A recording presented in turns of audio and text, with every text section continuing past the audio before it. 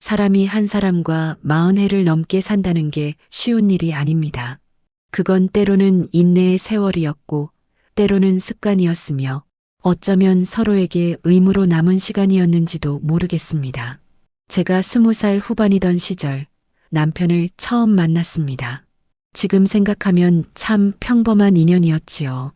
같은 교회 청년부에서 처음 봤습니다. 말이 많지도 않았고 웃음이 잦은 사람도 아니었습니다. 그저 책임감 있어 보이는 사람, 그게 첫인상이었습니다. 결혼 초엔 그 사람 하나만 믿고 세상을 버틸 수 있을 것 같았습니다. 월세 단칸방에 들어앉아 겨울이면 창문 틈새로 바람이 숭숭 들어왔지만 저는 남편이 있는 그 방이 세상에서 제일 따뜻하다고 생각했습니다. 그땐 뭐든 함께였지요. 밥 한 공기를 나눠 먹고 새벽에 일어나 같이 버스를 타고 그렇게 하루하루를 맞이했습니다. 새 아이가 생기면서부터는 제 삶의 중심이 온전히 아이들이 되어버렸습니다. 남편은 여전히 무뚝뚝했지만 저는 그걸 사랑의 방식이라고 믿었습니다. 그 사람은 표현이 서툴 뿐이야. 그렇게 제 마음을 다독이며 살았습니다. 세월이 흘러 큰애는 대학을 졸업하고 사회로 나갔고 둘째는 취직 후 독립을 선언했고 막내까지 결혼을 했습니다. 그제야 문득 거실이 너무 넓게 느껴졌습니다. 하루 세끼 밥상을 차리던 제 손이 허전해졌고 저녁이 되면 말소리 하나 없는 집안에서 냉장고 돌아가는 소리만 들렸습니다. 그제야 보이더군요. 옆에 있는 남편이 참 낯설다는 걸요. 서로 같은 공간에서 밥을 먹고 같은 집에서 자는데 그 사람과 무슨 이야기를 해야 할지 모르겠더군요. 오랫동안 아이들 이야기로만 대화를 이어오다 보니 이제는 아이들이 빠져나간 자리에 남은 침묵이 너무 무거웠습니다. 남편은 퇴직을 하고 나서부터 하루 종일 집에 있었습니다. 처음엔 반가웠습니다. 이제 우리 둘이 여유롭게 살아보자. 그렇게 말했던 게 엊그제 같은데 막상 시간이 흐르자 마음이 달라졌습니다. 남편은 하루 종일 TV 앞에 앉아 있었습니다. 뉴스를 보며 중얼거리고 가끔은 드라마를 보면서도 딴청을 피웠습니다. 제가 당신 점심 뭐 먹을래요? 하고 물으면 대답은 늘 같았습니다. 아무거나. 그 아무거나라는 말이 하루에도 몇 번씩 가슴에 박혔습니다. 그건 관심이 없다는 뜻이니까요. 남편은 점점 예민해졌습니다. 제가 커튼을 새 걸로 바꿔도 괜히 돈 낭비한다 며 불평했고 제가 손주들 사진을 보며 미소 짓고 있으면 쓸데없는 생각하지 말라 고 했습니다. 그 사람에게 제가 어떤 존재였는지 문득 궁금해졌습니다. 나는 이 사람에게 아내였을까요? 아니면 그저 같은 집을 지키던 사람일까요? 그 무렵 저는 남편이 퇴직 후 우울증을 앓고 있다고 생각했습니다. 그래서 더 다가가려 했습니다. 매일 아침 산책을 함께 가자고 했고 주말이면 같이 시장에 나가자고 했습니다. 하지만 남편은 늘 한결같은 표정으로 말했지요. 그냥 혼자 다녀올게. 그 말이 참 싸늘하게 들렸습니다. 40년을 함께 살아온 사람인데 이제는 제 그림자조차 귀찮은 사람처럼 느껴졌습니다. 그때부터였던 것 같습니다. 남편의 외출이 늘어난 게 하루 이틀 늦는 날이 생기더니 이제는 자정을 넘겨 들어오는 일이 잦아졌습니다. 제가 걱정스레 문 앞에서 기다리면 남편은 불쾌한 얼굴로 말했습니다. 내가 애야. 왜 기다려? 그 말에 아무 말도 할 수가 없었습니다. 40년을 살면서 남편에게 처음으로 낯선 두려움을 느꼈습니다. 이 사람은 이제 내 남편이 아니라 다른 세상을 사는 사람 같았습니다. 밤이면 잠이 오지 않았습니다. 거실에 앉아 남편의 옷자락을 떠올렸습니다. 어느새 낯선 향수가 배어 있더군요. 그 향은 제가 써본 적 없는 향이었습니다. 그날 밤 남편은 유난히 늦게 들어왔습니다. 술에 취해 비틀거리며 현관문을 열고 들어오더니 갑자기 그런 말을 했습니다. 우리 이제 살 만큼 살았잖소. 그만 각자 갈 길 가자고. 그 말이 너무도 덤덤하게 들렸습니다. 마치 오래 생각해온 결론을 꺼내놓는 사람처럼요. 그날 밤 저는 울지도 않았습니다. 그저 멍하니 서 있었습니다. 그때까지만 해도 그 말이 그냥 술김의 농담이라고 생각했지요. 하지만 다음날 아침 커피잔을 앞에 둔 남편의 표정은 너무도 단단했습니다. 어제 그 말 기억나요? 제가 조심스레 묻자 남편은 고개를 들더니 말했습니다. 기억나지, 진심이요. 커피잔 위로 김이 피어오르던 아침이었습니다. 그날따라 창밖에는 안개가 짙게 깔려 있었지요. 남편은 신문을 펼쳐 들고 있었습니다. 예전에는 늘 정치면이나 사회면을 꼼꼼히 읽던 사람이었는데 이날은 신문을 쥔 손끝이 유난히 가늘게 떨리고 있더군요. 저는 조심스럽게 물었습니다. 어제 그 말 농담이죠? 남편은 신문을 천천히 접더니 커피를 한 모금 마셨습니다. 그제야 저를 마주 보았습니다. 그 눈빛이 낯설게 느껴졌습니다. 익숙한 얼굴인데 오랜 세월 함께 살아온 남편인데 그 눈빛 속에는 제가 알지 못하는 다른 생각이 머물러 있었습니다. 진심이요. 짧은 대답이었지만 그 안엔 단호함이 있었습니다. 저는 잠시 숨을 고르다 다시 물었습니다. 왜요? 이유라도 알려줘요. 내가 뭘 잘못했나요? 남편은 잠시 말이 없었습니다. 그저 커피잔을 들었다 놓았다 하더니 한숨을 내쉬었습니다. 그리고는 담담하게 말했습니다. 요즘 사람들 조론 많이 하잖소. 서로에게 상처 주기 전에 아름답게 정리하자는 거요. 그 이상 이유는 없소. 그 말을 듣는 순간 가슴이 먹먹해졌습니다. 조론이라니 젊은 사람들 사이에서나 오가는 단어를 이 나이에 남편 입에서 들을 줄은 몰랐습니다. 아름답게 끝내자고요? 제 목소리가 떨렸습니다. 그게 그렇게 쉽게 말할 일인가요? 남편은 대답하지 않았습니다. 그저 시선을 창밖으로 돌렸습니다. 안개 낀 거리에는 출근길 차량들이 천천히 움직이고 있었고 그 사이로 햇빛이 비치지도 않았습니다. 그때 알았습니다. 이 사람의 마음속에 제가 모르는 누군가가 있다는 걸요. 단지 지루해서, 단지 늙어서, 단지 습관이 싫어졌다는 이유만으로 이렇게 오랜 세월을 함께한 사람에게 아름답게 끝내자고 말할 수는 없다는 걸 저는 목이 메었습니다. 그래서 차분하게 물었습니다. 혹시 다른 사람 생긴 거 아니에요? 남편은 잠시 고개를 숙이다가 피식 웃었습니다. 그 웃음에는 어떤 연민도 미안함도 없었습니다. 내가 언제 그런 말 했소? 괜한 오해하지 말아요. 그냥 이제 서로 자유롭게 살자는 거요. 그 말이 이상하게 들렸습니다. 자유롭게 살자고요? 그 말 속에는 나는 이미 자유롭다는 뜻이 숨어 있는 것 같았습니다. 남편은 그 뒤로도 며칠 동안 같은 태도를 유지했습니다. 아침이면 신문을 펼치고 낮에는 밖으로 나갔습니다.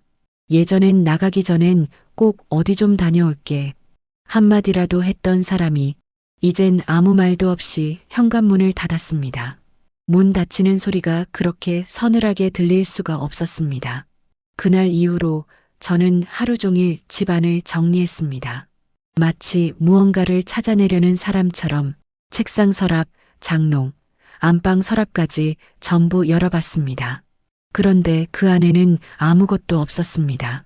사진 몇 장, 오래된 시계, 결혼 반지 케이스뿐이었습니다. 그런데 이상하게도 결혼 반지는 없더군요.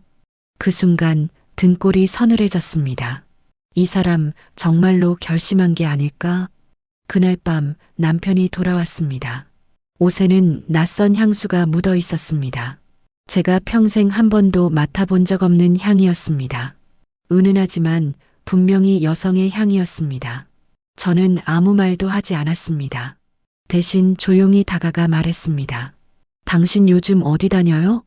남편은 그제야 저를 향해 시선을 돌리더니 피곤하다는 듯 눈을 감았습니다. 이제 그만 좀 해요. 별일 없소. 그냥 좀 혼자 있고 싶을 뿐이요. 혼자 있고 싶다는 말. 그게 저는 제일 무서웠습니다.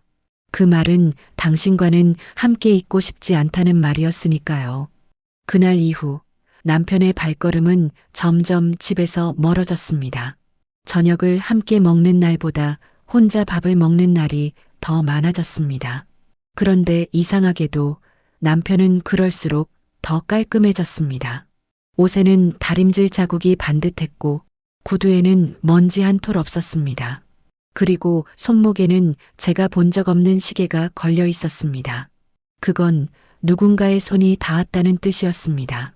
어디선가 누군가가 그를 다시 남자로 대하고 있다는 신호였습니다. 저는 그 사실을 인정하고 싶지 않았습니다. 40년이라는 세월이 허물어지는 게 두려웠습니다. 그저 남편이 일시적으로 혼란스러운 거라고, 나이가 들면 누구나 한 번쯤은 그런 공허함을 느낀다고 스스로를 속이며 살았습니다. 하지만 제 안의 직감은 조용히 속삭이고 있었습니다. 이건 단순한 조론이 아니야. 남편은 이미 누군가에게 마음을 빼앗긴 사람의 눈빛을 하고 있었습니다. 제가 그걸 부정하면 할수록 그의 말 한마디, 표정 하나가 더 의심스러워졌습니다. 밤마다 남편의 휴대폰 진동이 들렸습니다. 제가 다가가면 재빨리 화면을 껐습니다. 그때마다 남편은 아무렇지도 않게 말했습니다. 회사 친구들이랑 단체방이에요. 하지만 그 단체방이란 말이 이상하게 들렸습니다. 그 사람은 이미 몇 년 전에 회사에서 완전히 손을 뗀 사람이었으니까요. 저는 그날부터 마음속에서 하나의 문이 닫히는 소리를 들었습니다. 그 문은 남편에게 향해 있던 제 신뢰의 문이었습니다. 그날 이후로 남편은 점점 집 밖으로 나가는 시간이 많아졌습니다. 아침 식탁에 앉아 신문을 넘기던 그 손이 이제는 시계를 바라보는데 더 익숙해졌습니다. 식사 중에도 전화가 오면 자리를 박차고 나갔고 돌아올 때면 늘 다른 향이 묻어 있었습니다. 하루 이틀은 그럴 수 있다고 생각했습니다. 은퇴 후 답답함에 친구들 만나 술 한잔하는 것도 이해하려 했습니다. 하지만 그 하루 이틀이 일주일, 보름, 한 달로 이어지면서 불안은 점점 실체를 얻기 시작했습니다. 저녁이 되어도 집안은 고요했습니다. 거실 시계 초침 소리만 들렸고 냉장고의 모터가 돌아가는 소리가 유일한 생명의 기척이었습니다. 그동안은 남편의 발소리가 들릴까 문가에 귀를 기울였지만 어느 순간부터는 그 발소리를 두려워하게 되었습니다. 들어오면 싸움이 될까봐, 들어오지 않으면 불안해서 밤이 깊어질수록 창밖의 불빛들이 하나둘 꺼졌습니다. 하지만 제 방 안의 불은 꺼지지 않았습니다. 남편이 들어올 때마다 저는 무의식적으로 벽시계를 바라봤습니다. 한밤중 2시, 3시, 새벽 4시. 그 시간들이 지나도 문은 열리지 않았습니다. 그 사람은 달라졌습니다. 예전엔 옷차림에 무심한 사람이었습니다. 셔츠 주름이 있든 구두가 닳든 신경 쓰지 않았습니다. 그런데 요즘은 매일 다림질된 옷을 입고 나갔습니다. 옷의 깃이 반듯했고 구두는 광이 나 있었습니다. 머리에는 젤을 발랐고 손톱은 반질반질했습니다. 거울 앞에 서서 오래 머무는 남편의 뒷모습이 낯설게 느껴졌습니다. 주머니 속에서 낯선 향이 났습니다. 담배 냄새도 술 냄새도 아닌 달콤하고 부드러운 향수의 냄새였습니다. 그 향이 코끝을 스칠 때마다 가슴 한쪽이 천천히 무너지는 소리가 들렸습니다. 그 사람은 점점 우리 집 남편이 아닌 어디론가 향하는 낯선 남자가 되어가고 있었습니다. 어느 날은 우연히 남편의 재킷 안주머니에서 낯선 영수증을 발견했습니다. 커피숍 이름이었고 시간은 오후 5시. 그 시간에 남편은 분명 저에게 친구 만나러 나간다고 했던 날이었습니다. 그 영수증에 적힌 금액은 2잔의 커피 값이었습니다. 혼자 마신 커피가 아니라는 뜻이었지요. 심장이 천천히 뛰기 시작했습니다. 머리가 아득해졌습니다. 저는 그날 저녁 아무 일 없는 척 식탁에 밥을 차렸습니다. 남편의 자리엔 반찬을 놓고 그가 좋아하던 된장찌개를 데워뒀습니다. 하지만 그 사람은 돌아오지 않았습니다. 그날 밤 밥상은 차가운 채로 식어갔고 국물 위에는 기름막이 굳었습니다. 시간이 지나면 나아질 줄 알았습니다. 하지만 불안은 사라지지 않았습니다. 오히려 더 짙어졌습니다. 남편의 전화벨이 울릴 때마다, 그가 욕실에서 물소리를 내며 전화를 받을 때마다 제 가슴은 덜컥 내려앉았습니다. 어느 날은 남편이 새 양복을 입고 나섰습니다. 넥타이 매무새를 정리하며 거울 앞에 서 있었습니다. 저는 그 모습을 한참 바라보다가 입술을 떼었습니다. 당신 요즘 너무 달라졌어요. 그 말 한마디에 남편은 고개를 돌리지도 않았습니다. 그저 거울 속 자신의 얼굴을 바라보며 넥타이를 다시 매만졌습니다. 그 한 장면이 제 마음속에 깊게 박혔습니다. 그날 이후 저는 남편의 발소리보다 그의 부재가 더 익숙해졌습니다. 침묵은 이제 일상이 되었고 불안은 숨쉬는 것처럼 자연스러워졌습니다. 그는 여전히 집을 나섰고 저는 여전히 문 앞에서 발소리를 기다렸습니다. 하지만 문은 열리지 않았고 그 기다림은 점점 제 안에 무언가를 말려가고 있었습니다. 이제는 깨닫습니다. 사람이 떠난다는 건 발로 걷는 게 아니라 마음이 먼저 떠나는 거라는 걸. 그날은 늦봄의 햇살이 부드럽게 들어오던 오후였습니다. 창문을 반쯤 열어두니 정원의 라일락 향이 집 안까지 스며들었습니다. 그런데 문득 현관 쪽에서 익숙한 발소리가 들렸습니다. 한동안 들리지 않던 반가운 목소리도 함께였지요. 엄마, 저예요. 막내 아들이었습니다. 어느새 중년이 되어버린 그 아이는 여전히 제 눈엔 학생처럼 보였습니다. 손에는 작은 상자 하나를 들고 있었고 얼굴엔 오랜만에 안도와 미소가 묻어 있었습니다. 엄마, 오랜만이죠. 회사에서 일이 일찍 끝나서 잠깐 들렀어요. 그 말에 저는 괜히 목이 메었습니다. 아무렇지 않은 얼굴로 문을 열어주었지만 마음 한켠에는 남편의 부재가 자꾸 걸렸습니다. 남편은 오늘도 집에 없었습니다. 아침에 나가서는 밤늦게까지 돌아오지 않았습니다. 아들은 식탁 위에 상자를 올려놓았습니다. 그 안에는 제가 좋아하던 떡과 유자차 병이 들어 있었습니다. 엄마 혼자 있으니까 심심하지 않아요?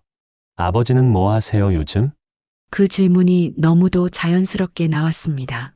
하지만 그 말이 제 가슴 한가운데로 스며들었습니다. 잠시 말이 막혔습니다. 말을 꺼내려다 목이 메었고 눈동자가 흔들렸습니다. 그 잠깐의 공백이 너무 길게 느껴졌습니다. 저는 억지로 웃음을 지었습니다.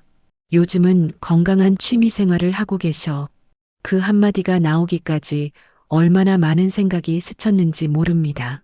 도대체 무슨 취미 생활을 하고 있는 건지, 그 말은 저조차 믿지 못하는 말이었지만 아들 앞에서 진실을 꺼낼 수는 없었습니다. 아들은 고개를 끄덕이며 웃었습니다. 다행이네요. 아버지가 집에만 계시면 건강이 걱정됐는데. 그 말이 더 아프게 들렸습니다. 건강한 취미 생활. 그 단어가 입안에서 자꾸 맴돌았습니다. 남편은 지금 어디서, 누구와, 어떤 얼굴로 웃고 있을까? 아들은 거실에 앉아 유자차를 한 모금 마셨습니다. 따뜻한 향이 퍼졌지만 제 마음은 싸늘했습니다. 아들이 머무는 동안 저는 연신 바쁘게 움직였습니다. 과일을 깎고 차를 따르고 물컵을 정리하면서 눈을 마주치지 않으려 애썼습니다. 혹시라도 제 눈빛 속에 진실이 비칠까봐 두려웠습니다. 엄마도 나가서 친구들이랑 좀 만나세요. 너무 집에만 있지 말고. 아들의 말은 다정했지만 그 다정함이 칼날처럼 날카롭게 느껴졌습니다. 집에만 있지 말라는 그 말이 마치 제가 이 집안에 갇혀있는 사람이라는 걸 알고 하는 말 같았습니다. 남편이 나간 지 몇 시간째인지 이제는 시간조차 가늠할 수 없었습니다. 아들은 잠시 머물다 다시 일어나 옷깃을 여몄습니다. 다음엔 아버지도 꼭 같이 뵈야겠네요. 그 말을 들은 순간 가슴이 덜컥 내려앉았습니다. 그저 고개를 끄덕이며 웃었습니다. 하지만 그 미소는 너무 얇아서 조금만 건드려도 부서질 것 같았습니다. 아들이 돌아간 후 집은 다시 고요해졌습니다. 현관문이 닫히는 소리가 유난히 길게 울렸습니다. 식탁 위엔 유자차 향만 남았고 그 옆에 아들이 가져온 상자가 반쯤 열려 있었습니다. 떡이 마르기 전에 덮개를 덮으려다 손이 멈췄습니다. 손끝이 떨리고 있었습니다. 그제야 눈물이 흘렀습니다. 아들에게는 아무렇지 않은 척 말했지만 그 거짓말이 내 가슴을 쥐어뜯는 듯 했습니다. 남편은 여전히 돌아오지 않았습니다. 시계 초침이 돌아가는 소리만 들렸습니다. 그 소리가 마치 제 심장 박동 같았습니다. 한 박자, 한 박자마다 불안이 커져만 갔습니다. 아들이 돌아간 뒤 집은 다시 적막에 잠겼습니다. 방 안에는 유자차의 단내가 희미하게 남아 있었고 식탁 위에는 아들이 남긴 컵 자국이 그대로 마르고 있었습니다. 그 자국을 닦으려다 말고 저는 손을 멈췄습니다. 문득 이 집의 모든 시간이 멈춰 있는 것 같았습니다. 아들이 다녀간 흔적만 남았을 뿐 이 집의 주인은 여전히 돌아오지 않았으니까요. 저녁이 다 되어도 현관문은 열리지 않았습니다. 남편의 구두 자리가 비어 있었고 옷걸이에는 그의 코트가 걸려 있지 않았습니다. 그 코트는 언제나 문 쪽에 걸려 있었는데 며칠 전부터 보이지 않았습니다. 출장을 간 걸까? 친구 집에 간 걸까? 이제 그런 생각조차 허무하게 느껴졌습니다. 하루가 지고 또 하루가 지나갔습니다. 그 사이 남편은 여전히 돌아오지 않았습니다. 그가 남긴 것이라곤 정리되지 않은 방 한 칸과 그 안에 뒤섞인 몇 가지의 흔적뿐이었습니다. 저는 천천히 방문을 열었습니다. 오랫동안 닫혀있던 방 안에는 낯선 냄새가 배어 있었습니다. 예전에는 담배 냄새와 신문지 냄새가 섞인 남편의 냄새가 있었는데 이제는 부드럽고 달콤한 향수 냄새가 은근히 스며 있었습니다. 그 향이 코끝을 스치자 머릿속이 하얘졌습니다. 탁자 위에는 넥타이 핀 하나가 놓여 있었습니다. 제가 사준 적이 없는 물건이었습니다. 반짝이는 은색 끝에 작은 붉은 보석이 박혀 있었지요. 그런 건 남편이 스스로 고를 사람이 아니었습니다. 남편은 평생 그런 사치를 몰랐던 사람이었으니까요. 저는 조용히 서랍을 열었습니다. 그 안에는 낯선 영수증 몇 장이 들어 있었습니다. 레스토랑 이름, 두 사람의 식사, 그리고 날짜는 지난주였습니다. 그날 남편은 저에게 오랜 친구를 만난다고 말했던 날이었습니다. 손끝이 떨렸습니다. 한 장 한 장 넘길 때마다 심장이 조여왔습니다. 그 종이에서조차 낯선 향이 나는 듯 했습니다. 책상 서랍 안쪽에는 작은 종이 봉투가 하나 더 있었습니다. 그 안에는 오래된 사진처럼 접힌 종이가 들어 있었습니다. 열어보니 카드였습니다. 부드러운 필체로 이렇게 적혀 있었습니다. 당신 덕분에 다시 웃게 되었어요. 그 문장을 읽는 순간 온몸이 굳어버렸습니다. 그 짧은 글귀가 칼날처럼 심장을 베어냈습니다. 이제 더 이상 부정할 수 없었습니다. 제가 느꼈던 모든 낯섦과 불안, 그건 착각이 아니었습니다. 남편은 이미 다른 사람의 세상 속에 있었던 겁니다. 저는 의자에 앉았습니다. 손에 쥔 카드를 내려놓지 못한 채 한참 동안 그대로 앉아 있었습니다. 창문 틈으로 저녁 바람이 들어왔고 커튼이 살짝 흔들렸습니다. 그 바람이 마치 누군가의 손끝처럼 제 머리칼을 스치고 지나갔습니다. 시간이 얼마나 흘렀는지 모르겠습니다. 시계 초침 소리만이 방 안을 가득 채우고 있었습니다. 손에 쥔 카드가 젖어들 만큼 눈물이 천천히 흘러내렸습니다. 그때 문득 제 입에서 말이 새어나왔습니다. 그래서 그랬구나.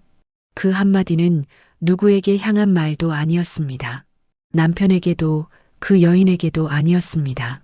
그저 제 자신에게 하는 말이었습니다. 이제야 모든 게 명확해졌다는 그 차가운 깨달음의 순간이었습니다. 그날 밤 저는 남편의 서랍을 다시 닫았습니다. 그리고 문을 잠갔습니다. 그건 단순한 방문이 아니라 내 인생의 한쪽을 영원히 닫는 행위 같았습니다. 그 방 안에는 남편의 흔적이 남아 있었지만 그 흔적 속에서 더 이상 사랑의 냄새는 나지 않았습니다. 남은 건 오래된 배신의 향뿐이었습니다. 그렇게 며칠이 흘렀습니다. 그동안 저는 아무 일 없는 듯이 지냈습니다. 밥을 차리고 빨래를 널고 평소처럼 남편의 옷을 개었습니다. 하지만 손끝이 닿을 때마다 마음속에서는 금이 가는 소리가 났습니다. 남편은 여전히 제 앞에서 아무렇지 않은 얼굴이었습니다. 아침이면 커피를 마셨고 저녁이면 TV 앞에 앉았습니다. 휴대폰은 항상 손에 쥐고 있었지만 그 화면은 한 번도 제 눈앞에서 켜진 적이 없었습니다. 저는 기다렸습니다. 이 사람이 스스로 말해주기를, 한마디라도 진심을 꺼내주기를 바랐습니다. 그러나 남편의 입은 굳게 닫혀 있었습니다. 그날 밤 저는 결국 그를 마주했습니다. 식탁 위에는 식지 않은 국이 남아 있었고 방 안에는 조용한 공기만 흘렀습니다. 남편은 신문을 들고 있었지만 그 눈은 종이 위가 아니라 허공을 바라보고 있었습니다. 저는 천천히 말을 꺼냈습니다. 조용하고 떨리지 않게 하려 했지만 목소리가 내 의지와 상관없이 흔들렸습니다. 당신 나한테 숨기는 거 있죠? 그 순간 공기가 멎은 것 같았습니다. 남편은 신문을 천천히 접더니 잠시도 눈을 피하지 않고 제게 시선을 돌렸습니다. 그 눈빛은 이상할 만큼 담담했습니다. 무슨 말이오? 또 괜한 의심을 하네. 그 한마디에 숨이 막혔습니다. 그 말투, 그 표정, 정말 아무 일도 없다는 듯한 그 태도에 차라리 화를 내주길 바랐습니다. 하지만 남편은 미동도 없었습니다. 저는 그제야 확신했습니다. 이 사람은 이미 저 건너편에 서 있다는 걸요. 이제 같은 집에 있지만 우리 사이에는 넘을 수 없는 강이 생긴 겁니다. 그날 밤 저는 침대에 누워 천장을 바라봤습니다. 천장 위에는 낡은 불빛 하나가 희미하게 흔들리고 있었습니다. 남편의 코 고는 소리가 들리지 않았습니다. 그 사람은 거실 소파에서 잠든 듯 했습니다. 마치 이 집이 둘의 공간이 아니라 서로 다른 두 세계가 공존하는 낯선 장소처럼 느껴졌습니다. 새벽이 되자 창문 밖으로 빗소리가 들렸습니다. 그 빗소리가 제 마음속 울음 같았습니다. 저는 베개를 꼭 껴안았습니다. 눈을 감아도 남편의 무표정한 얼굴이 떠올랐습니다. 그때 마음속 깊은 곳에서 목소리가 들렸습니다. 이 사람은 이제 내 곁에 없다. 그 사실을 인정하는데 오랜 시간이 걸렸습니다. 아니, 아직도 다 인정하지 못했는지도 모릅니다. 하지만 그날 이후로 저는 더 이상 남편에게 묻지 않았습니다. 대신 속으로 다짐했습니다. 언젠가는 반드시 그가 잃어버린 걸 깨닫게 만들겠다고. 그날 아침 공기는 이상할 만큼 평온했습니다. 햇살은 부드럽게 커튼 사이로 스며들었고 부엌에서는 주전자가 천천히 끓는 소리를 내고 있었습니다. 남편은 평소처럼 식탁에 앉아 신문을 펼쳤습니다. 그 모습이 너무도 일상적이어서 잠시 동안 그동안의 일들이 모두 꿈이었나 싶었습니다. 저는 조용히 커피잔을 내려놓았습니다. 그 사람의 손끝이 신문을 넘기고 그 종이 소리가 방 안에 잔잔하게 울렸습니다. 모든 게 평소와 다를 것 없는 아침이었습니다. 그런데 문득 남편이 신문을 내려놓았습니다. 그의 손끝이 약간 떨렸습니다. 그 한순간의 떨림이 이상하게 느껴졌습니다. 그는 눈을 들어 저를 바라보았습니다. 표정에는 감정이 없었습니다. 그 침묵이 길었습니다. 그리고 아주 담담하게 마치 미리 준비한 말처럼 그가 입을 열었습니다. 이제는 진짜 갈라섭시다. 순간 그 말이 방 안의 공기를 갈라놓았습니다. 주전자의 물이 끓는 소리조차 멎은 것 같았습니다. 저는 그 말을 이해하는데 시간이 필요했습니다. 입술이 마르고 손끝이 차가워졌습니다. 그렇게 갑작스럽게 아무 예고도 없이 그 사람은 40년이라는 세월을 한 문장으로 잘라버렸습니다. 저는 간신히 목소리를 냈습니다. 이유가 뭐예요? 이번엔 왜요? 남편은 고개를 숙이지 않았습니다. 그는 단정한 자세로 앉아 있었습니다. 그리고 냉정할 만큼 조용한 목소리로 말했습니다. 이제 나도 내 인생을 살고 싶소. 새로운 사람과 새로운 삶을. 그 말은 칼날처럼 제 심장을 베었습니다. 숨이 막혔습니다. 그동안 쌓아온 세월이, 함께 넘었던 고비들이 그 한마디에 모두 무너져 내렸습니다. 그는 더 이상 변명하지 않았습니다. 그저 당연한 선택을 말하듯 담담하게 앉아 있었습니다. 식탁 위에 커피잔이 흔들렸습니다.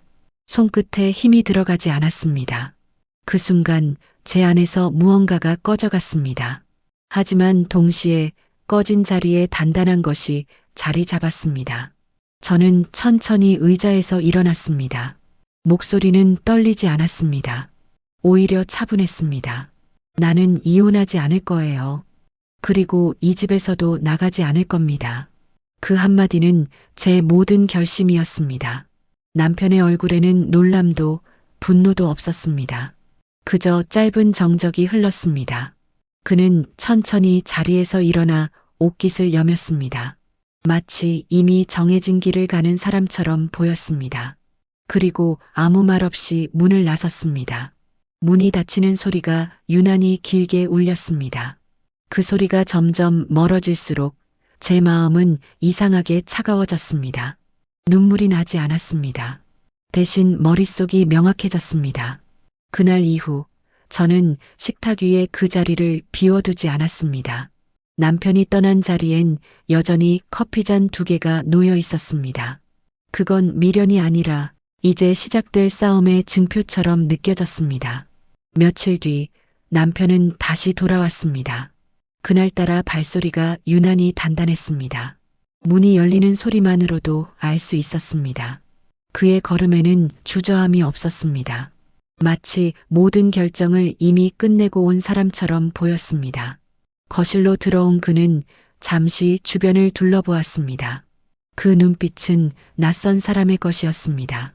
이 집이 더 이상 그의 집이 아닌 듯 정리할 물건만 챙기러 온 사람처럼 냉담했습니다.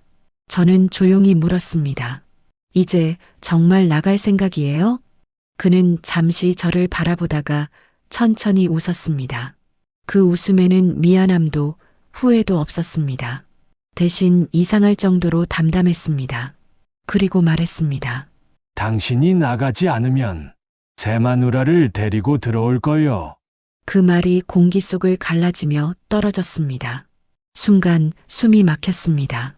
그동안의 싸움과 의심, 배신감보다 이 한마디가 훨씬 깊게 베었습니다. 이건 사랑의 끝이 아니라 존재의 모멸이었습니다. 그날 이후 저는 침묵했습니다. 차가운 평정을 가장하며 그를 바라봤습니다. 이제 그 사람의 말은 칼보다도 차가웠습니다. 그러나 제 마음 한구석에는 결코 꺼지지 않는 결심이 단단히 자리하고 있었습니다. 이틀 뒤 문이 열렸습니다. 현관에서 2사람의 웃음소리가 들렸습니다. 낯선 여성의 구두 굽소리가 대리석 바닥을 또각또각 울렸습니다. 그 소리가 이 집의 공기를 완전히 바꿔놓았습니다.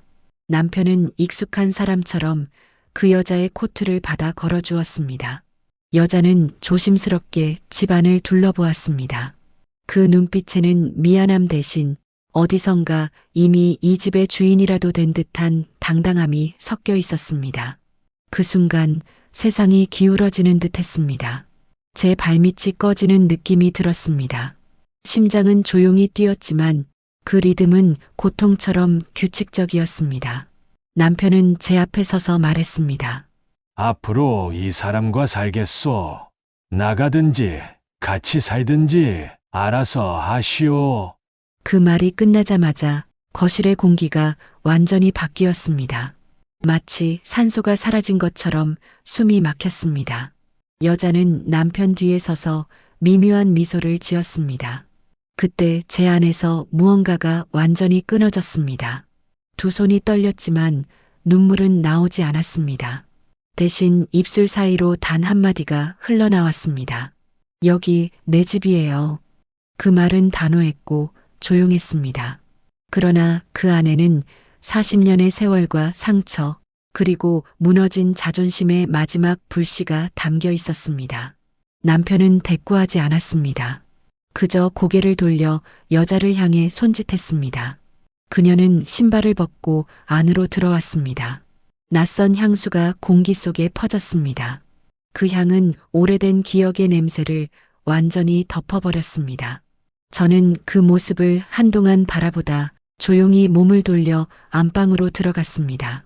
문을 닫는 순간 안쪽에서 들려오는 웃음소리가 한참 동안 귓가를 떠나지 않았습니다. 그날 밤 잠은 오지 않았습니다.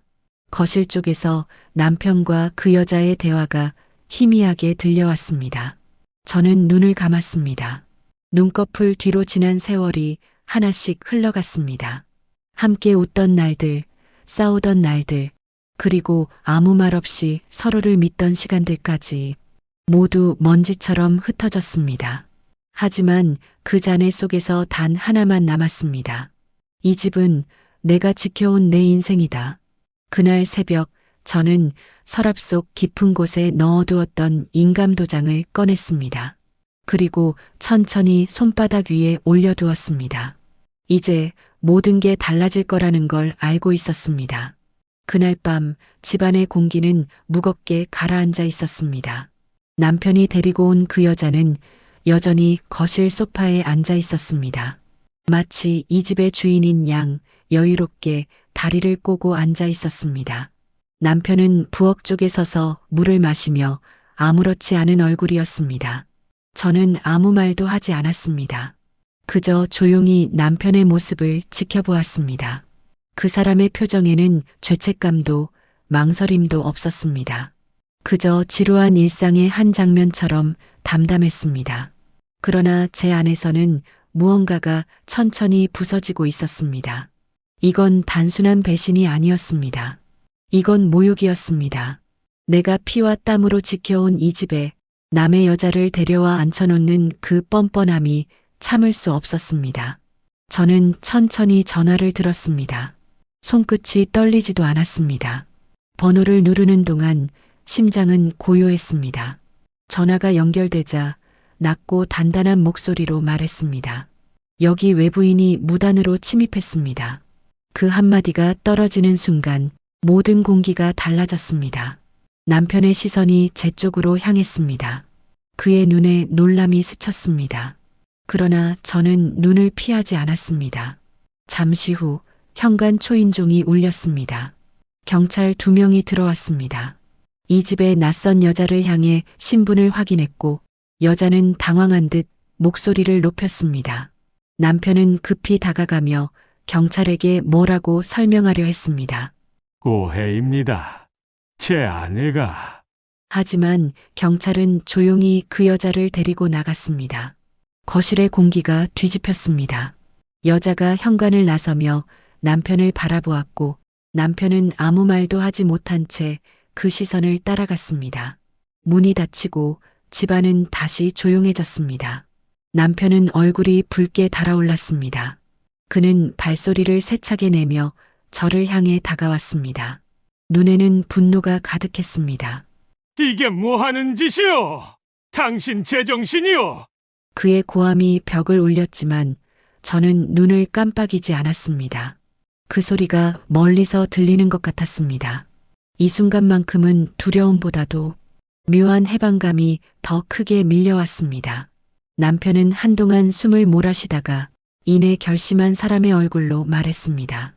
좋소, 내가 나가겠소. 이 집 당신 마음대로 하시오. 그는 신발장으로 가서 구두를 꺼내 신었습니다. 문가에서 잠시 멈췄지만 끝내 뒤돌아보지 않았습니다. 문이 닫히는 소리가 낮게 울렸습니다.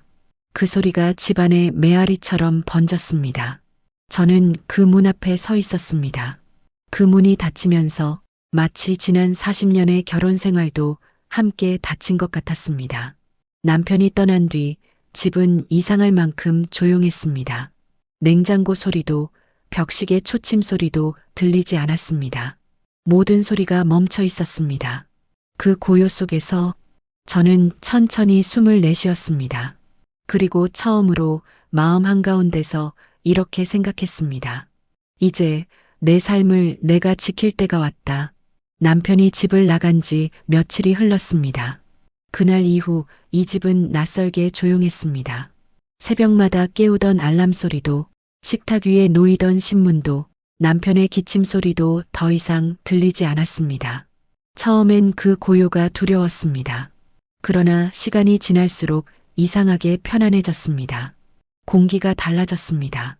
마치 오랫동안 누군가의 그림자 아래 있었던 집이 처음으로 제 빛을 되찾은 것 같았습니다. 그날 저는 남편의 방을 정리하기로 마음먹었습니다. 그 사람이 두고 간 물건들은 여전히 그 자리에 있었습니다. 책상 위에 먼지, 서랍 속에 영수증, 그리고 서류함 안에는 각종 문서들이 가지런히 꽂혀 있었습니다. 그 문서 속에는 이름 석자가 반복되어 있었습니다. 박준호. 그 이름이 적힌 땅 문서, 통장 사본, 보험 서류들. 손끝이 멈췄습니다. 그 서류 하나하나를 넘길 때마다 지금까지 그 사람이 쌓아온 세월이 보였습니다. 하지만 그 세월 속에 제 이름은 어디에도 없었습니다. 저는 단지 그 옆에서 지켜본 사람일 뿐이었습니다. 그때 깨달았습니다. 이제는 지켜볼 이유가 없다는 걸요.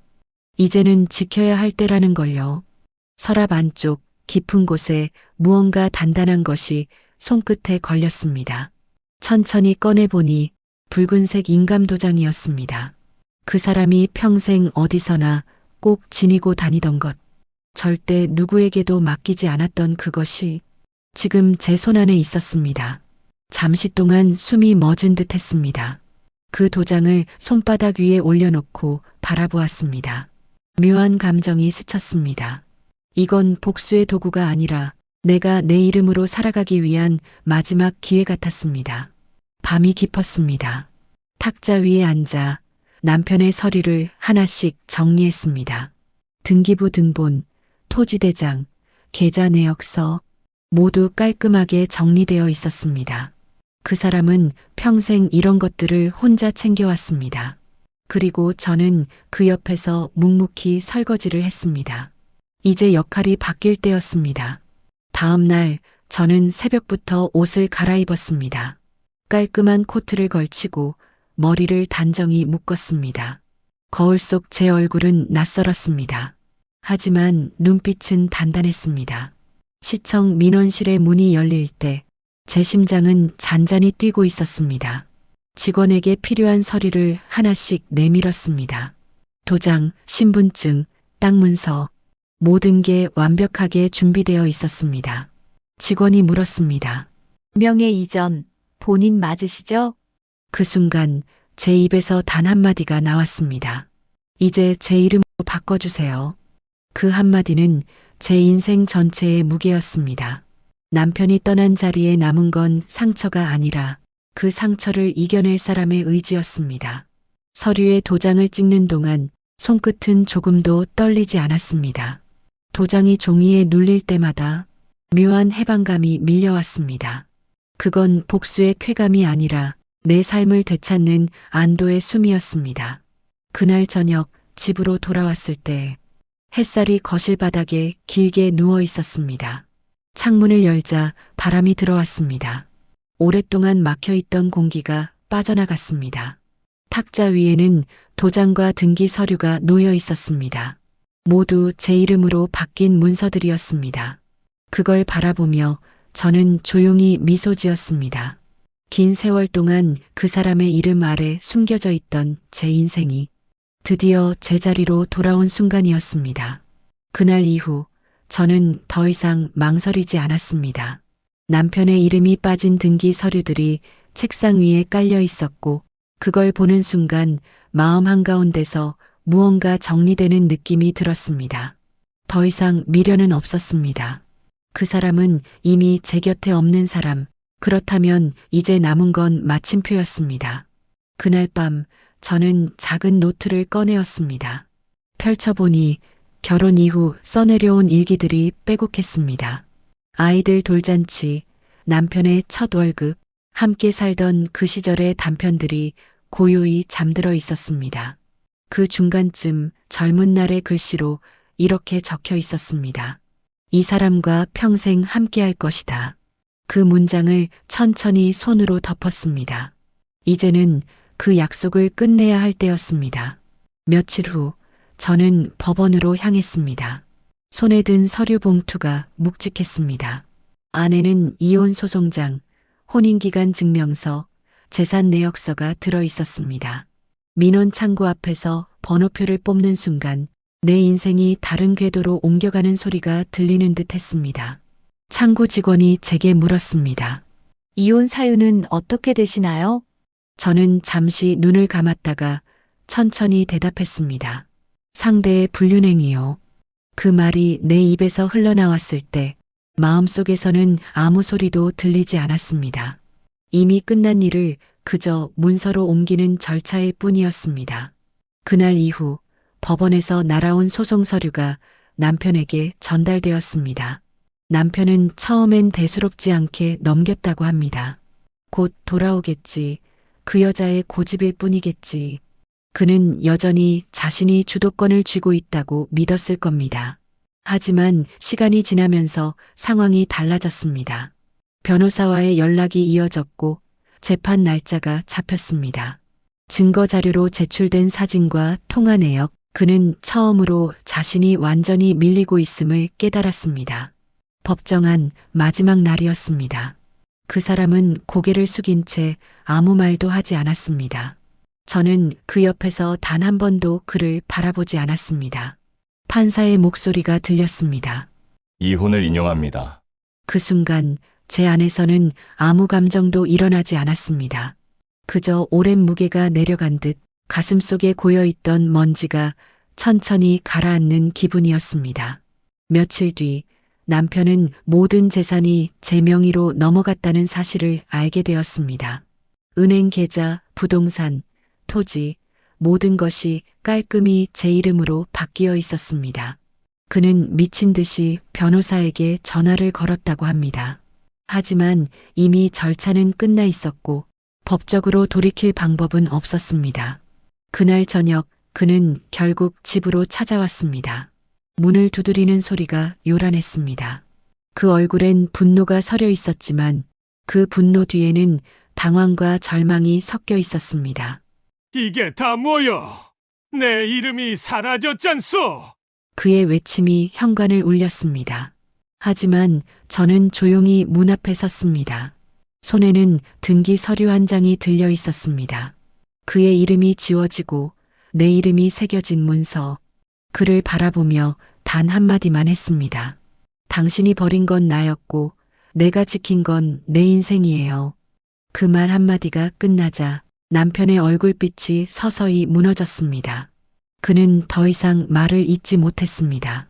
손을 떨며 벽에 기댔고 그의 눈빛에는 분노도 후회도 공허함도 섞여 있었습니다.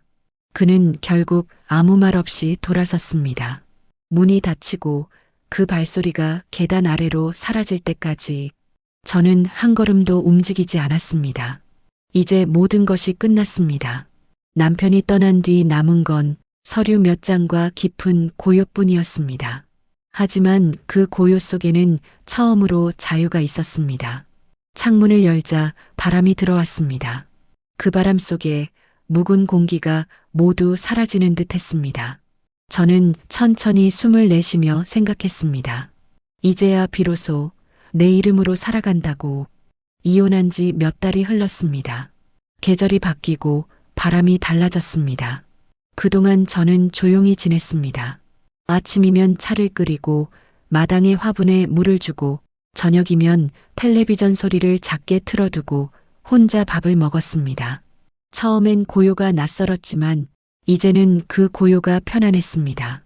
남편이 떠난 뒤 이 집에는 비로소 평화가 깃들었습니다. 그의 발소리도 그의 목소리도 그 어떤 흔적도 사라지고 나서야 공기가 맑아졌습니다. 그런데 어느 날 오후 현관 초인종이 울렸습니다. 그 소리가 유난히 길게 느껴졌습니다. 문 앞에 선 사람은 오래전 이 집을 나갔던 남편이었습니다. 그는 예전보다 훨씬 초라해 보였습니다. 옷깃은 구겨져 있었고 얼굴은 수척했습니다. 눈 밑에는 깊은 그늘이 드리워져 있었습니다. 한때 이 집의 주인이었던 사람이 이제는 문 앞에서 서성이는 낯선 사람처럼 보였습니다. 저는 잠시 아무 말 없이 그를 바라보았습니다. 그는 손을 비비며 말했습니다. 돈 100만 원만 줄 수 없겠소. 잠깐 급하게 써야 해서 그러오. 그 목소리는 예전에 단단함이 없었습니다. 그 안에는 자존심을 버린 사람의 떨림이 묻어 있었습니다. 하지만 제 마음은 움직이지 않았습니다. 그가 내게 던졌던 수많은 말들, 그 모욕과 냉정함이 하나하나 떠올랐습니다. 한때는 그를 위해 밥을 짓고 그의 옷을 개고 그의 병원비를 아껴가며 살았던 제가 이제는 그를 불쌍하게도 또 멀게도 바라보고 있었습니다. 저는 천천히 고개를 들었습니다. 그리고 단호하게 말했습니다. 그럴 수 없어요. 그 한마디는 차갑게 떨어졌습니다. 남편의 어깨가 눈에 띄게 내려앉았습니다. 그는 한동안 말이 없었습니다. 손끝이 떨리고 눈빛이 흔들렸습니다. 하지만 그 어떤 항변도 하지 못했습니다. 그는 고개를 숙인 채 느리게 현관을 나섰습니다. 그의 발소리가 복도 끝에서 희미해질 때까지 저는 한 걸음도 움직이지 않았습니다. 문을 닫자 거실 안에는 정적만 남았습니다. 그 정적 속에서 저는 차분히 숨을 내쉬었습니다. 이제야 진짜 끝이구나. 정말 모든 게 끝났구나. 창문 너머로 늦은 햇살이 들어왔습니다. 그 빛은 따뜻했지만 마음은 이상할 만큼 차분했습니다. 저는 커피를 내리고 작은 찻잔을 손에 쥔 채 창밖을 바라봤습니다. 세상은 여전히 조용히 흐르고 있었습니다. 하지만 그 고요 속에 이제는 오직 제 삶만이 남아 있었습니다. 며칠 후 저는 아들에게 전화를 걸었습니다. 오랜만에 들려오는 그 목소리는 여전히 다정했습니다. 엄마, 무슨 일이에요? 그냥 얼굴 좀 보자. 짧은 대화였지만 그 한마디에 제 마음은 묘하게 떨렸습니다. 그날 오후 집 앞 골목 끝에서 아들의 발소리가 들렸습니다. 그 소리만으로도 가슴 한쪽이 저릿해졌습니다. 문을 열자 익숙한 얼굴이 환하게 웃으며 들어왔습니다. 그 아이는 여전히 제게는 어린 아들이었습니다. 식탁 위에는 미리 끓여둔 된장찌개와 갓 지은 밥이 놓여 있었습니다. 그는 자리 잡자마자 말했습니다. 요즘 엄마 얼굴이 밝아 보여요. 그 말에 저는 순간 눈을 피했습니다. 밝아 보인다는 그 말이 내가 얼마나 어두운 시간을 견뎌왔는지를 무심히 드러내는 것 같았습니다. 한동안 숟가락 소리만 방 안을 채웠습니다. 밖에서는 봄비가 살짝 내리고 있었습니다. 그 조용한 빗소리 속에서 저는 마음속에 담아뒀던 말을 꺼냈습니다. 엄마가 내 아빠랑 이혼을 했어. 그 말이 입 밖으로 나오자 공기가 멎은 듯 조용해졌습니다. 아들의 손이 잠시 멈췄습니다. 그는 천천히 고개를 들었습니다. 저는 그 눈빛을 마주보지 못했습니다. 이제 와서 이런 얘기를 하게 돼서 엄마가 많이 미안해. 그 말이 나오자 눈가가 저절로 뜨거워졌습니다. 그동안 가족에게조차 숨겨왔던 고통과 수치가 한순간에 다 드러나는 듯 했습니다. 하지만 동시에 이상할 만큼 마음이 가벼워졌습니다. 이제는 숨기지 않아도 되는구나. 잠시의 침묵 후 아들은 제 손등 위에 자신의 손을 올렸습니다. 그리고 조용히 말했습니다. 엄마, 괜찮아요. 그 한마디에 모든 게 무너졌습니다. 참았던 눈물이 흘러내렸습니다.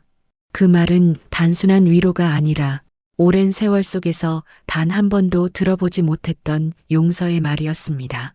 저는 손수건으로 눈가를 닦으며 웃었습니다. 그래도 엄마가 너무 미안하다. 너희 아버지랑의 일은 너희한테까지 짐이 되지 않길 바랐는데.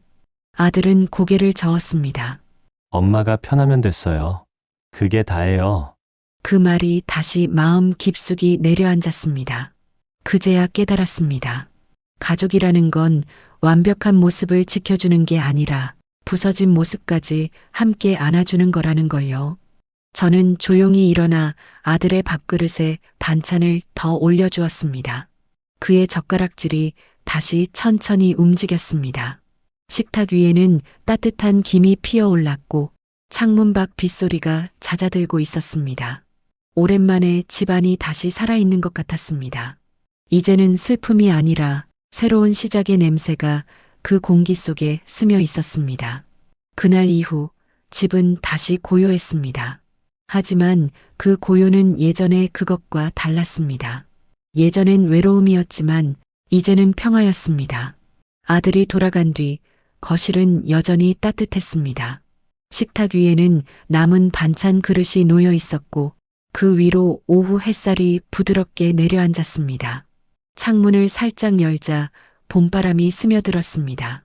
커튼이 천천히 흔들렸고 바람이 내 머리칼을 가볍게 스쳤습니다. 그때 처음으로 느꼈습니다. 아무에게도 설명할 필요 없는 시간, 아무도 기다리지 않아도 되는 하루. 그 자유가 낯설면서도 달콤했습니다. 이제 누군가의 발소리를 기다릴 필요도, 누군가의 눈치를 볼 이유도 없었습니다. 주방의 시계가 또각또각 울릴 때마다 그 소리가 이제는 공허가 아니라 리듬처럼 들렸습니다. 거실 한쪽에는 오래된 여행 가방이 있었습니다. 결혼 후 단 한 번도 제 이름으로 표를 끊은 적이 없었습니다. 항상 가족여행, 부부 동반이었죠. 그 가방을 꺼내 먼지를 털었습니다. 지퍼를 여니 오래된 지도와 낡은 손수건이 들어 있었습니다. 그걸 바라보다가 문득 마음속 깊은 곳에서 오래된 갈망이 고개를 들었습니다. 이제 나 혼자 가봐야겠다. 거실 창가에 앉아 차를 한 모금 마셨습니다. 햇살이 유리잔을 비추며 반짝거렸습니다. 저는 미소 지으며 조용히 스스로에게 말했습니다. 이제는 내 시간을 살아야지. 그 말이 입에서 흘러나오자 방 안의 공기마저 달라졌습니다. 그건 결심이 아니라 선언 같았습니다. 그날 밤 작은 수첩을 꺼내었습니다. 가고 싶은 곳을 하나씩 적어 내려갔습니다. 남쪽의 바다, 산골의 온천, 이름 모를 시골역, 모두 제 이름으로 떠날 수 있는 곳들이었습니다. 여행 가방을 문 옆에 두고 불을 끄자 방 안은 조용했지만 마음은 이상할 만큼 설렜습니다. 새벽이 오면 첫 차를 타고 떠날 생각에 심장이 오랜만에 또박또박 뛰었습니다. 침대에 누워 천장을 바라보며 생각했습니다. 내일의 해는 처음으로 나만을 위해 뜨겠구나. 다음 날 저는 여행을 떠났습니다. 기차는 천천히 멈춰섰습니다. 창문 밖으로 낯선 역 이름이 눈에 들어왔습니다.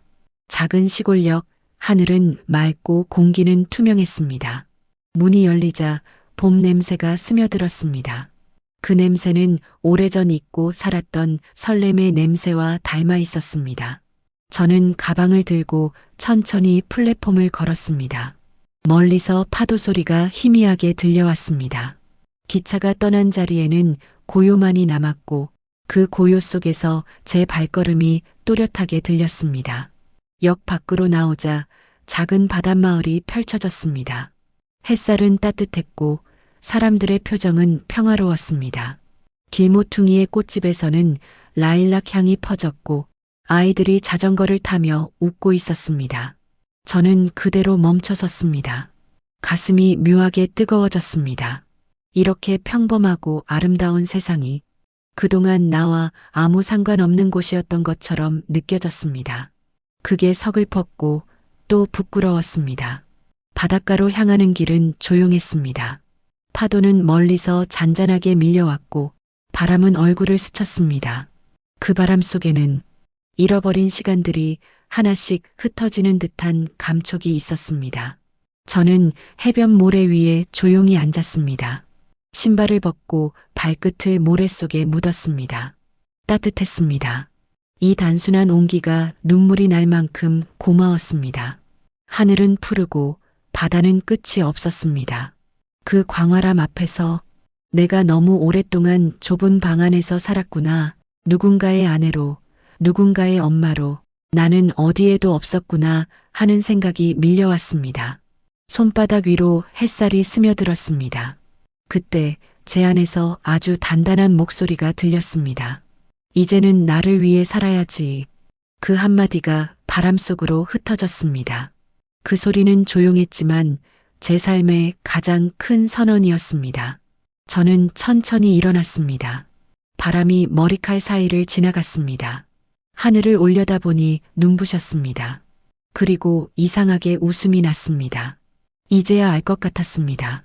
왜 그동안 아무것도 하지 못했는지, 왜 늘 누군가를 먼저 생각했는지, 그건 사랑이 아니라 두려움이었습니다. 하지만 이제는 다릅니다. 이제는 두려움이 아니라 자유로 채워진 세상이 제 앞에 있었습니다. 모래 위를 천천히 걸었습니다. 발자국이 바람에 지워졌지만 괜찮았습니다. 이제 내 걸음은 사라지지 않을 테니까요. 내가 살아있다는 증거가 이제야 내 안에서 새로 새겨지고 있었습니다. 여행에서 돌아온 지 며칠이 지났습니다. 집은 여전히 고요했고 공기도 깨끗했습니다. 아침마다 창문을 열면 새소리가 들렸고 부엌에서는 커피 향이 천천히 퍼졌습니다. 그날도 평소처럼 책을 읽고 있었습니다. 햇살이 거실 바닥 위로 부드럽게 번지고 있을 때 스마트폰이 조용히 울렸습니다. 화면에 낯익은 이름이 떠올랐습니다. 남편. 오랫동안 보지 못했던 그 두 글자가 이제는 아무 감정도 일으키지 않았습니다. 한동안 화면을 바라보다가 저는 천천히 전화를 받았습니다. 수화기 너머의 목소리는 예전과 달랐습니다. 조심스럽고 낮고 불안했습니다. 나 다시 돌아가고 싶어. 그동안 생각을 많이 해봤어. 당신 없이는 아무것도 안 되더라. 그 말은 한때라면 심장을 뒤흔들었을 겁니다. 하지만 이제는 그저 멀리서 들려오는 옛날 이야기처럼 느껴졌습니다.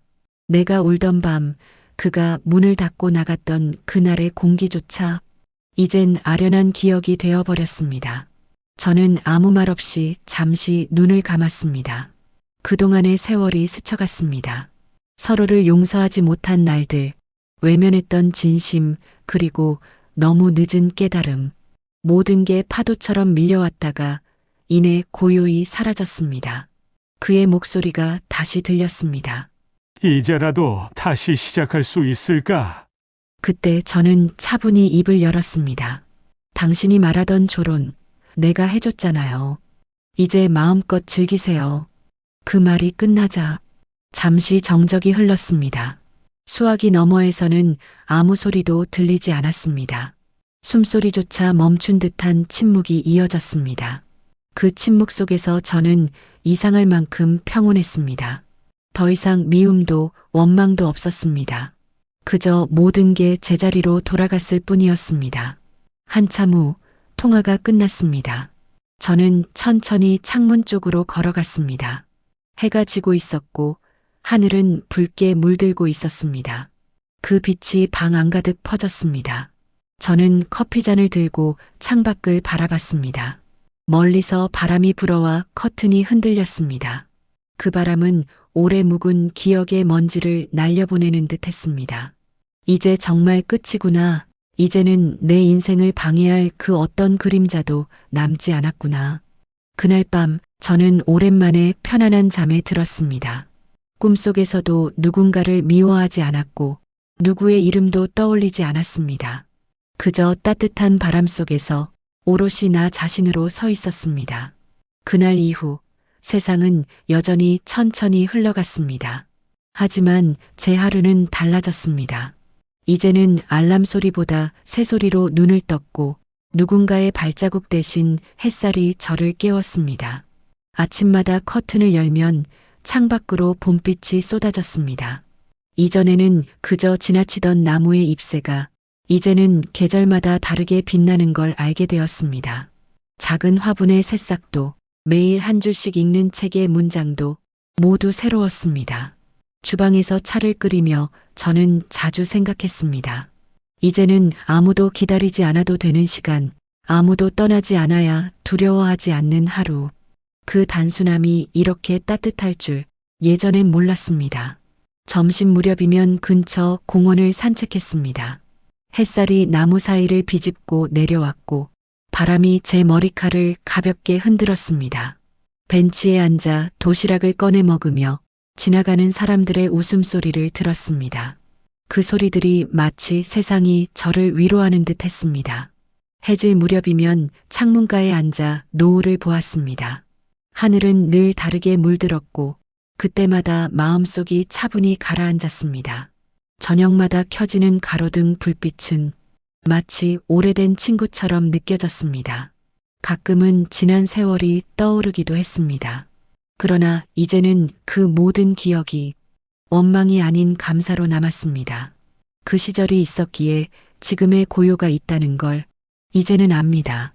그날 저녁 차를 한 잔 내리고 창가에 앉았습니다. 유리창 너머로 달빛이 비쳤고 그 빛이 제 얼굴을 부드럽게 감쌌습니다. 손끝으로 찻잔의 온기를 느끼며 저는 조용히 웃었습니다. 이제야 정말 내 인생이 따뜻하구나. 그 한마디가 공기 속으로 스며들었습니다. 그 말은 누구에게 들려주기 위한 것이 아니라 제 자신에게 들려주는 위로이자 축복이었습니다. 창밖에서는 바람이 불고 어디선가 밤새 피어난 꽃향기가 들어왔습니다. 그 향기가 방 안가득 퍼졌습니다. 저는 조용히 눈을 감았습니다. 이제 두려움도 외로움도 없었습니다. 그저 살아있다는 것, 그 사실 하나로 충분했습니다. 세상은 고요했고 그 고요 속에서 저는 처음으로 삶의 온기를 느꼈습니다. 그날 밤 달빛이 유난히 밝았습니다. 커튼 사이로 스며든 은빛이 방 안가득 번졌고 테이블 위 찻잔의 김이 천천히 사라져갔습니다. 그 사라짐이 슬프지 않았습니다. 오히려 인생이란 원래 그렇게 흘러가는 것임을 조용히 받아들이게 되었습니다. 창문 너머 바람이 나뭇가지를 흔들었습니다. 그 소리가 마치 오래전에 저 자신에게 이제 그만 괜찮다 하고 말해주는 듯 했습니다. 젊은 날엔 사랑이 전부였고 중년엔 가족이 전부였고 이제는 나 하나만으로도 충분했습니다. 외로움은 사라졌고 그 자리에 고요한 온기가 남았습니다. 저는 침대맡에 책을 덮으며 마지막으로 불을 껐습니다. 그리고 천천히 눈을 감았습니다. 머릿속엔 바다의 소리, 새벽의 공기, 그리고 지난 삶의 모든 장면이 겹쳐졌습니다. 미움도 후회도 다 그 자리에 두고 나왔습니다. 이제는 그 모든 것이 한 사람의 긴 인생을 완성하는 한 줄의 문장처럼 느껴졌습니다. 그 문장의 끝에는 마침표 하나가 찍혀 있었습니다. 조용하고 단단하게